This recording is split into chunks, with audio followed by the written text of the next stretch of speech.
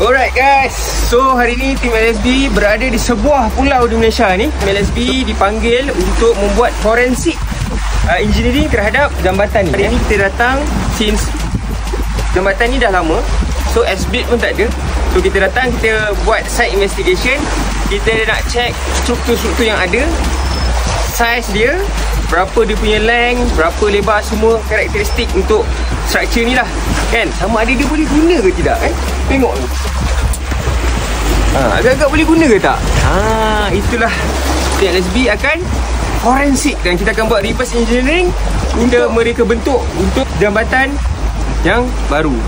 Alright guys, korang bayangkan kalau korang jalan kat jambatan ni, kau tengok permukaan dah berlekuk macam tu, rupanya beam dia dah patah. So untuk forensik, kita kena tengok keadaan tapak projek secara menyeluruh bagi kita identify apa punca yang sebenar secara awalan.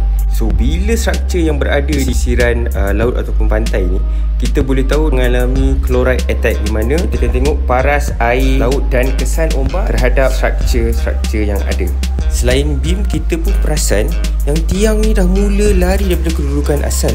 Tak kurang teruknya, di mana kita boleh nampak semua rebar telah terekspos dan sampai ada yang terputus. Selesai kita mengkaji keadaan sekeliling, barulah kita akan buat pengukuran tur sedia ada. Setiap ukuran ditapak dari panjang beam, tinggi tiang, lebar keretakan sampai paras air, semuanya ada makna. Data ini bukan sekadar nombor, ia adalah asas untuk kita buat modeling struktur kita. Kalau dimensi salah, model struktur kita pun tak tepat. Akibatnya analisis kekuatan struktur boleh jadi mengelirukan.